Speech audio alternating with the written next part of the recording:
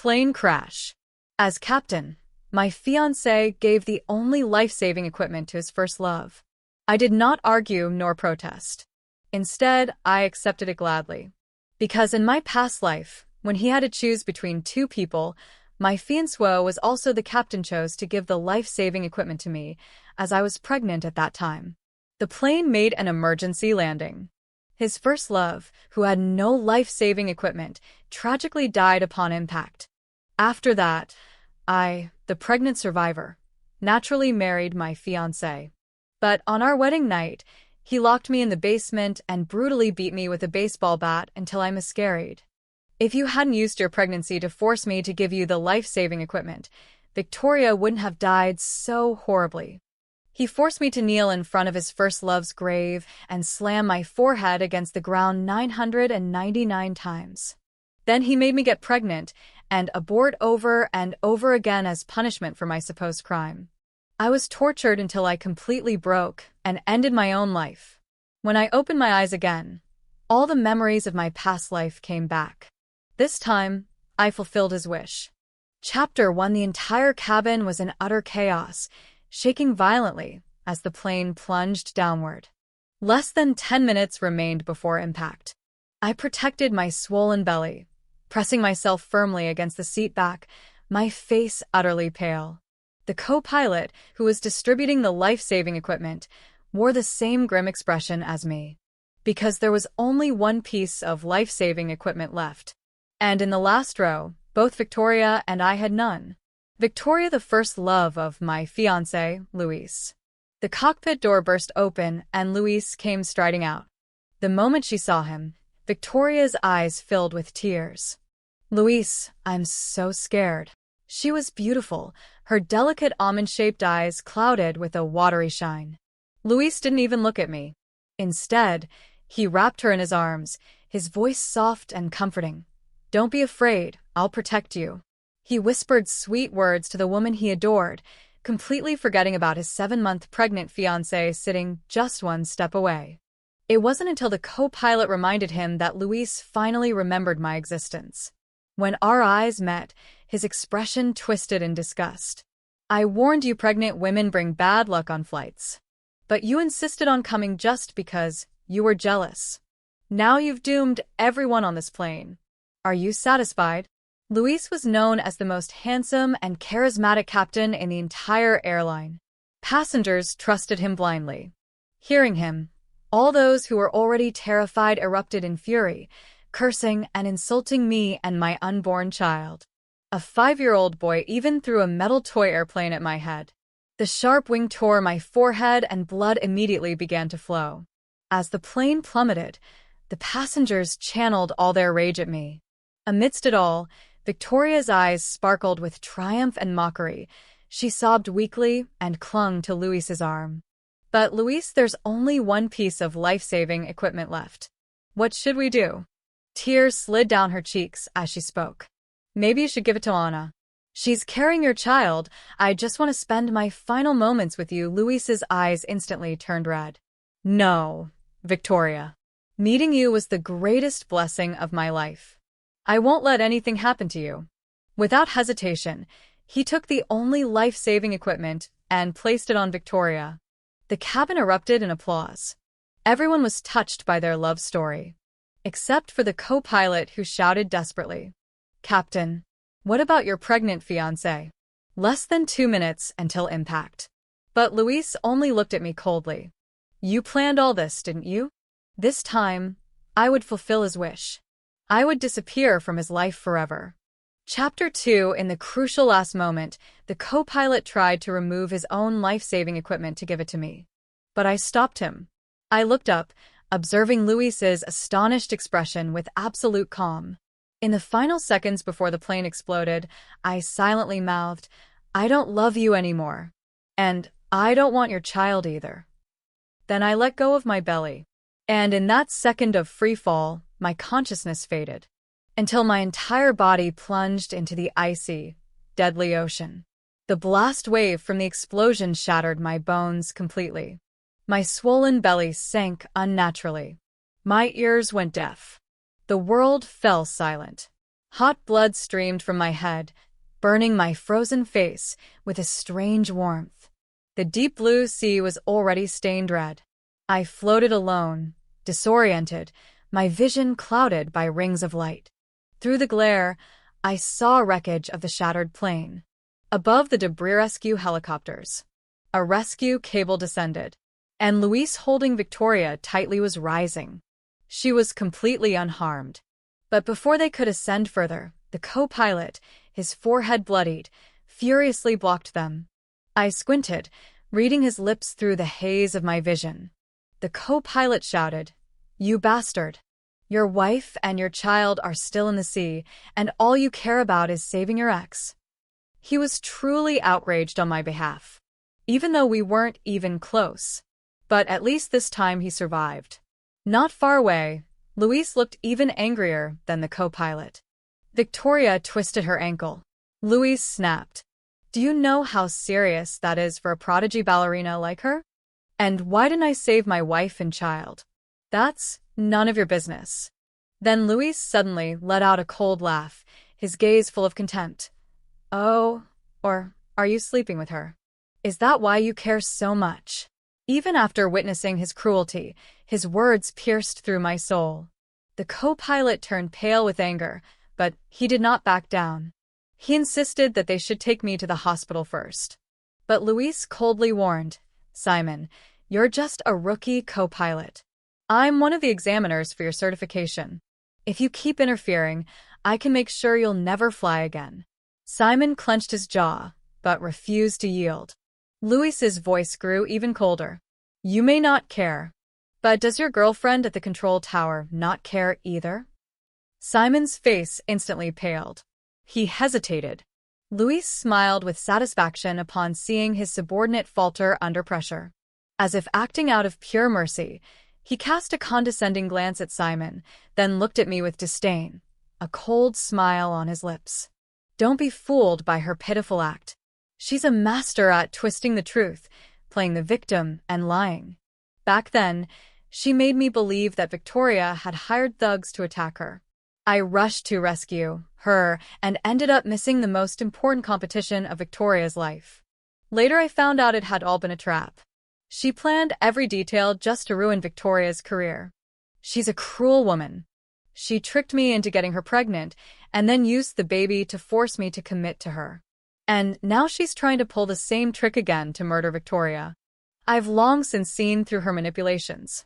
If she wants to play the victim and freeze to death at sea, then let her freeze." Without looking back, he turned decisively.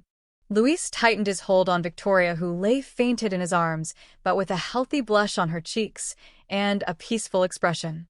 Then he carried her up to the rescue helicopter. The helicopter blades stirred up massive waves on the sea's surface. My body was exhausted, unable to hold on any longer. When the final wave struck, meth darkness swallowed me whole. Chapter 3. Luis and I weren't always like this. Before our senior year of high school, I was his everything. The passwords to his phone and computer were my birthday. But our relationship started to deteriorate when Victoria, the daughter of my family's housekeeper, transferred into our class. 2 weeks after her arrival, one morning while I was going down the stairs, I slipped and broke my leg. At that time, I was preparing for an important ballet competition. Victoria took my place. That's when I realized she had also studied ballet. And she was very good. Luis thought so too.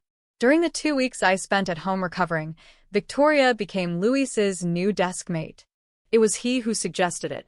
Because Victoria had been bullied by my best friends in the bathroom, and Luis just happened to pass by and saved her. Chapter 4. From that day on, Luis became Victoria's knight. And I became the hated and irrelevant villain in their intertwined romance. I and my past life. I refused to accept that Luis was being taken from me, acting childish and jealous. Even when Victoria set me up, I couldn't find evidence in time, which made Luis hate me more and more. In the end, he even blocked me and told both families that he would never marry me. That Victoria was the only love of his life. My heart shattered. I fell into severe depression, and I went abroad to study for 4 years. But when I returned, I discovered that Victoria had also gone abroad.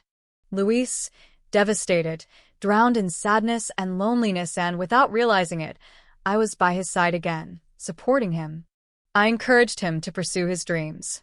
He chose to become a pilot so he could personally fly Victoria to her competitions. My original plan was to let him go. But on the night when Victoria and Luis fought and broke up, Luis got drunk and forced himself on me. Afterwards, he held up a drug test report on his drink and accused me of being a shameless and deceitful woman. But in truth, I didn't know who had drugged him either. Yet that night, I became pregnant. Under pressure from his parents, Luis was forced to get engaged to me. During that time, Victoria returned to the country, and Luis stopped coming home, spending his nights at her apartment. That drove the old me crazy with jealousy. Desperate to catch him cheating, I booked the same flight as Victoria, and at the crucial moment, I pulled out the contract her father had signed with me, which stated that if I died, Luis wouldn't receive a single cent. Only then did Luis agree to give me the survival equipment. But what I never imagined was that Luis never loved me. Not me, nor the child in my belly. Now that I have a second chance at life, it's time to cut my losses.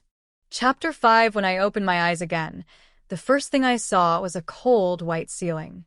I was lying in the intensive care unit, breathing weakly through a ventilator. Upon seeing me awake, the nurse was filled with joy. 10 of your ribs are fractured, both eardrums severely damaged, your skull is broken, and your lungs were punctured. It's a miracle you're still alive. She spoke quickly, but my mind was still trapped in the memories of my past life. Even my soul trembled with pain. Half a month later, I was discharged from the hospital. Luis didn't show up even once.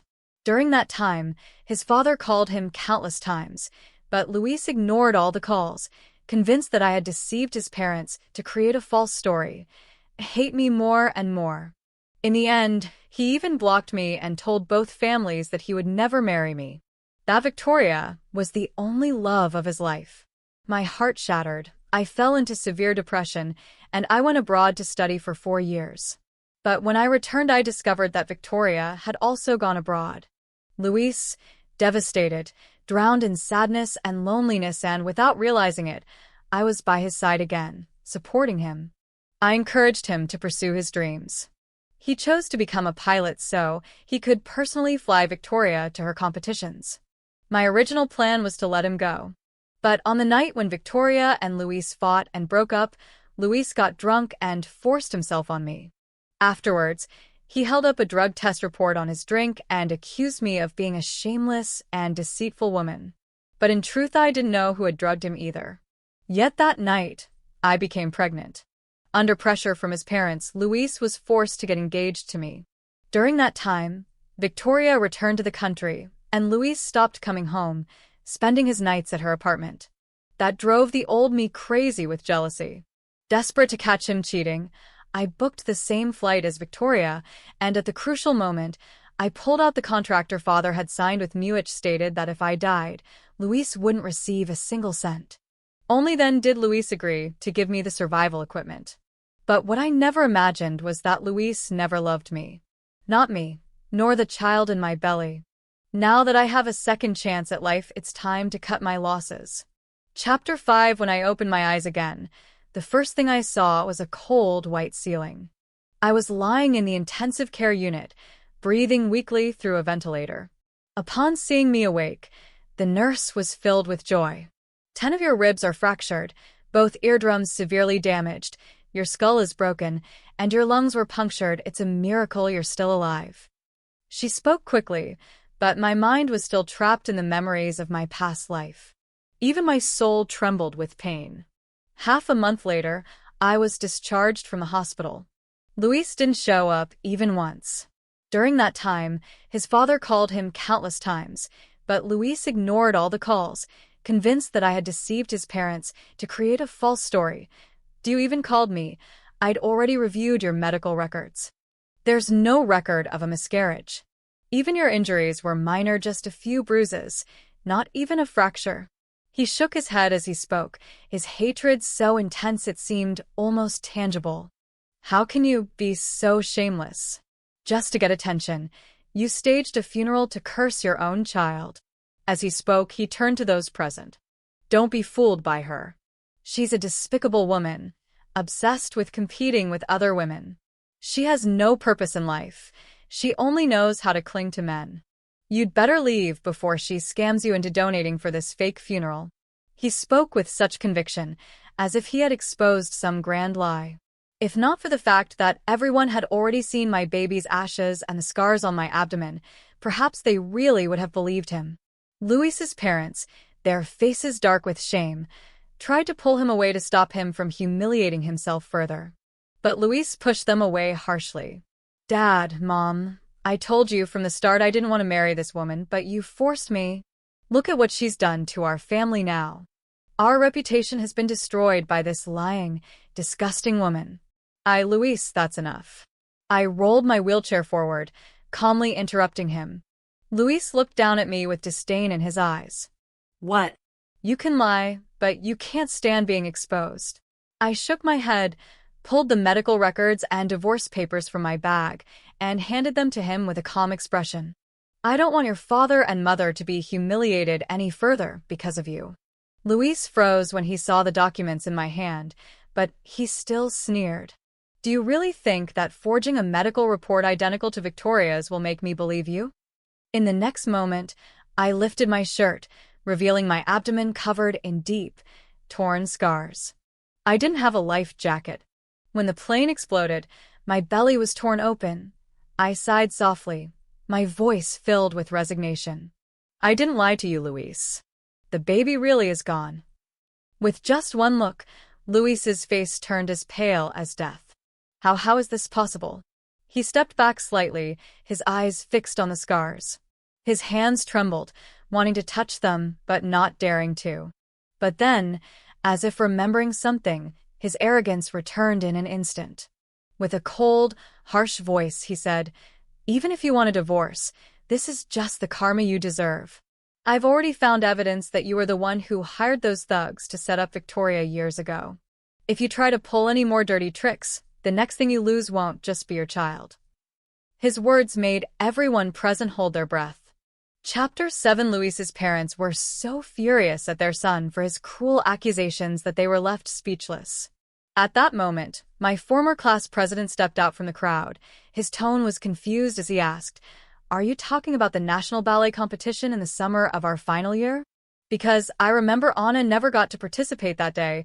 She was attacked and tortured by a gang of thugs. Luis scoffed and interrupted him. Huh. Is that what she told you? Those thugs were clearly hired by her to ambush Victoria on her way to the competition. That's not true. The vice president of the class interrupted, exchanging a glance with the head of the sports committee before speaking. Those thugs were attacking Anna. If the class president, the sports committee leader, and I hadn't passed by and called the police, she would have been in serious trouble. As soon as he spoke, other classmates began to confirm. Anna returned to school that day accompanied by the police. If she had truly orchestrated the whole thing, the police would have found out long ago. Luis hadn't expected the conversation to take this turn. His expression grew darker and darker, yet he still refused to believe it. His lips parted as if to argue, but no words came out. It was then that his assistant burst into the room, his face full of urgency. Boss, we found the evidence. The police did arrest suspects for an armed assault case back then. The main culprit was only released from prison 4 years ago. Luis immediately asked, Did the main suspect say Anna was behind it all? The assistant stammered, and no, the main suspect didn't speak, but the accomplices turned over their chat records. They confessed that the person who paid them to carry out the attack was Victoria. Luis was petrified as if struck by lightning. Meanwhile, I remained calm from beginning to end. I had already screamed myself hoarse trying to explain the truth to him over and over again, but he never believed me. With the divorce papers in hand, I slid my wheelchair next to him and spoke calmly, None of this matters anymore. Just sign. Upon hearing my voice, Luis turned to look at me. But the moment our eyes met, he flinched as if burned by boiling oil. He didn't want to accept that I was innocent, so he immediately searched for another reason to blame me. Even if you didn't set Victoria up, you're the one who drugged me, aren't you? I listened silently without answering. But then a weary, elderly voice abruptly interrupted. I was the one who drugged you. It was his mother speaking. Chapter 8. Anna is a girl your father and I watched grow up. We know her character better than anyone. Luis's mother's voice was hoarse, her eyes reflecting exhaustion. When Victoria left you, when you were on the brink of collapse, it was Anna who stayed by your side.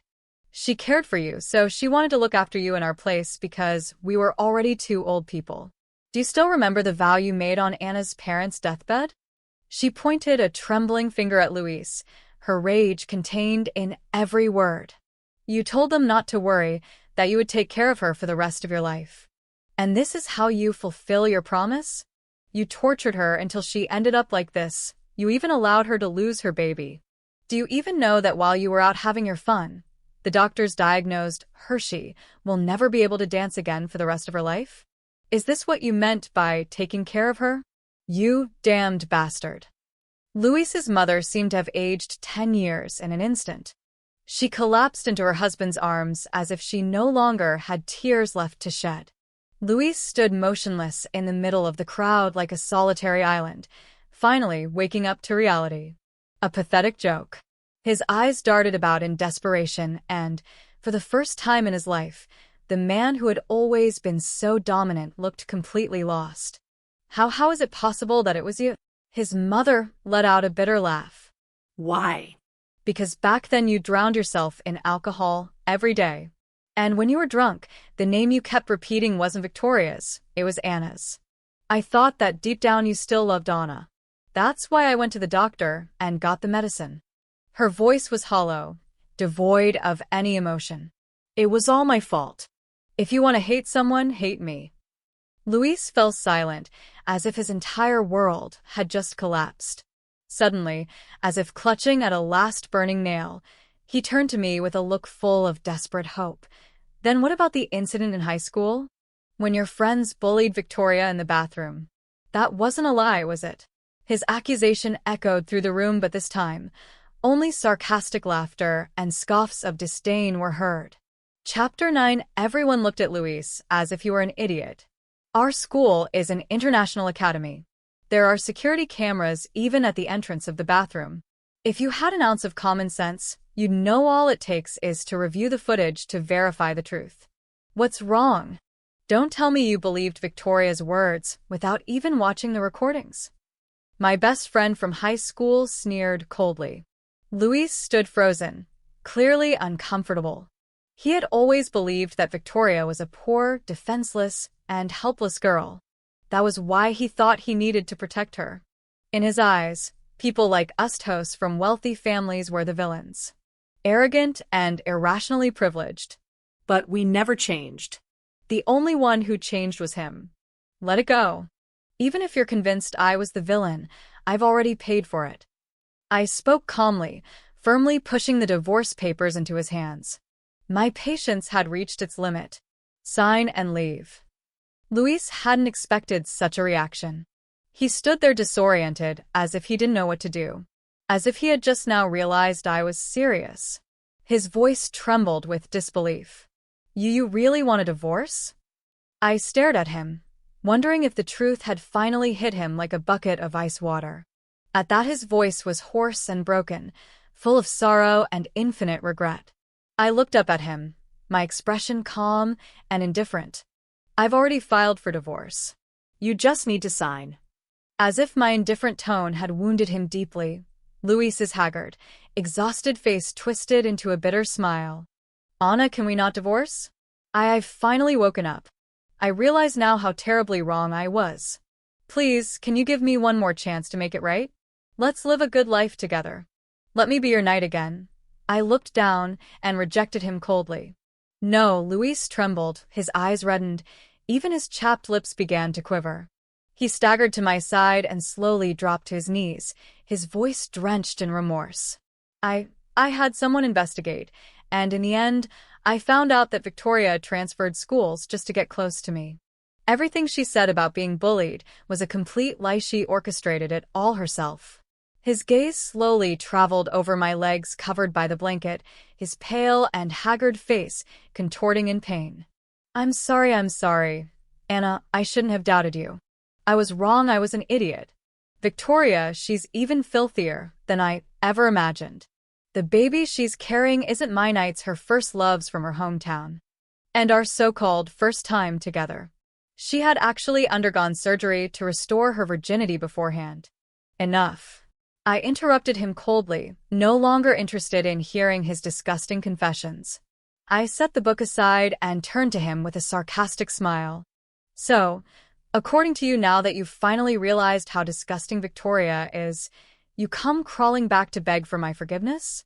Now that she has betrayed you, suddenly, you see my worth? Because she cheated on you, now you feel obligated to clear my name? I let out a cold laugh, as if I had just heard the most ridiculous excuse ever spoken by a pathetic man. Tell me something, Luis, what if Victoria really were a good woman? What if this was all just your imagination?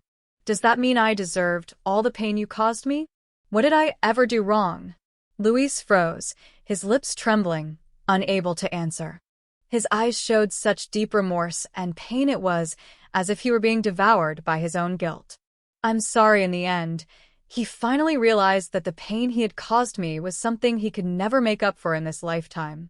His whole body curled up in agony, bending over as he let out a heart-wrenching wail like a dying animal. But my heart remained untouched. I motioned to the housekeeper to open the door. Sir, for the sake of your first love, you killed my child and ruined my life. I will never dance again. Your sins have no redemption. Because I will never, ever forgive you. The moment you stole my last survival kit, any bond we had was completely severed. Crack. The sound of something breaking. Luis raised his trembling hand, revealing his open palm, as if offering a token of peace. Inside it was the birthday gift I had given him when I was 16, a small glass button engraved with the words, Big Brother Luis's little forgiveness button. At 16, I had smiled mischievously as I gave it to him. If you ever make me angry, this button will save your life. But remember, you only get one chance. Luis, at 17, had laughed and teased me, and what if you get so angry nothing I do can make up for it? At 16, I had puffed up my cheeks, my almond-shaped eyes widening in disbelief. What? If I'm not angry, it means you did something really, really horrible. In that case, I would never forgive you. Time had passed in a whisper. That silly joke Luis made at 17 had now become the final sentence for the 25-year-old Luis. After that day, Luis returned to his country. Meanwhile, under the care of my physician abroad, I gradually regained the ability to walk and even to dance. During that time, I completely disconnected from the outside world. It wasn't until Luis's father's birthday that I finally boarded a flight back home. When Luis's parents picked me up at the airport, their hair was completely white. I was stunned. They hesitated for a long time. It wasn't until after I had paid my respects to my parents and my baby that they finally spoke.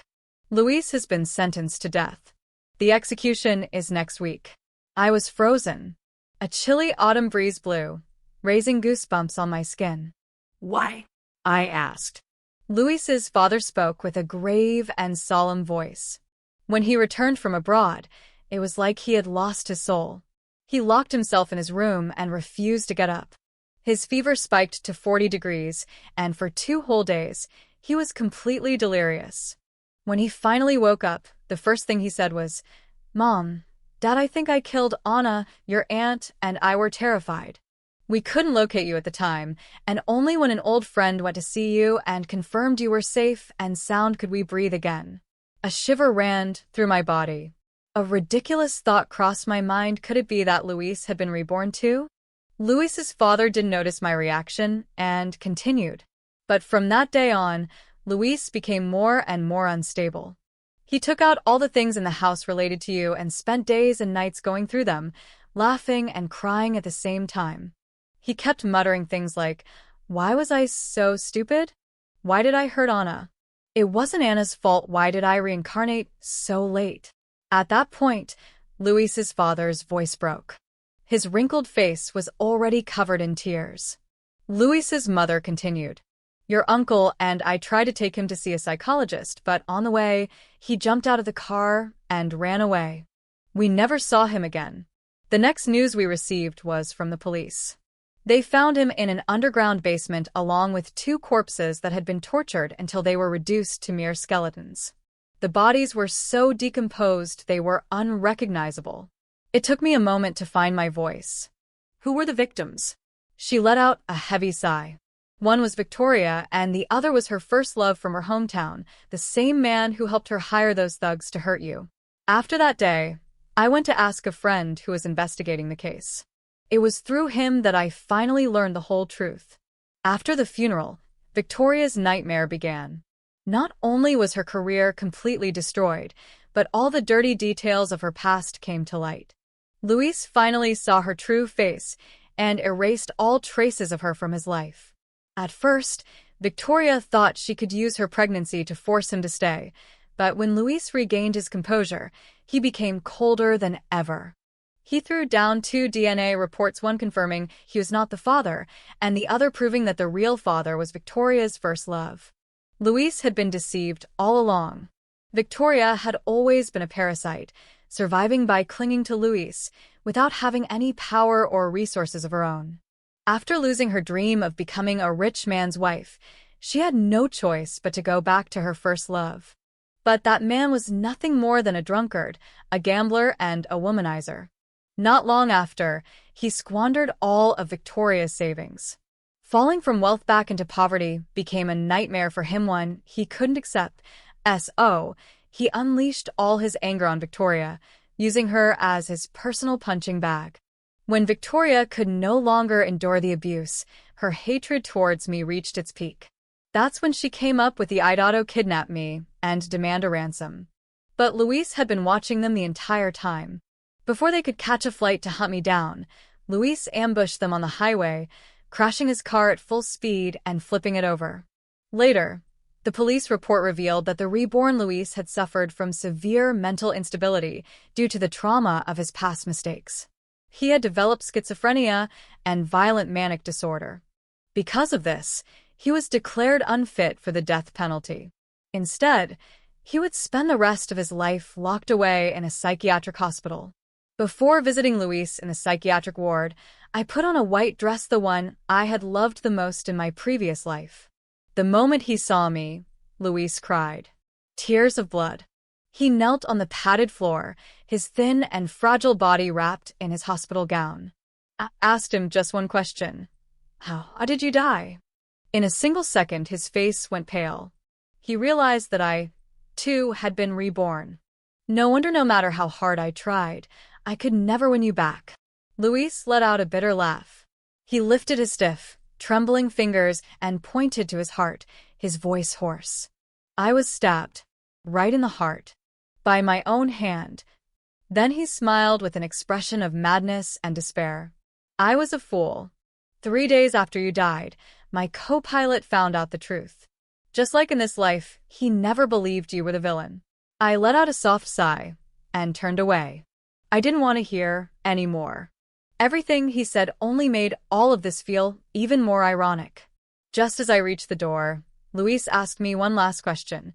If you could go back to that night when you were 17, would you make the same wish? I didn't answer. I didn't look back. I just kept walking. Half a month later, on a cold, dark night, I received the news. Luis had used a hidden plastic bag and ended his life. When I got the news, I was boarding a plane bound for Scandinavia. The pilot was Simon. He stood at the boarding gate, greeting the passengers.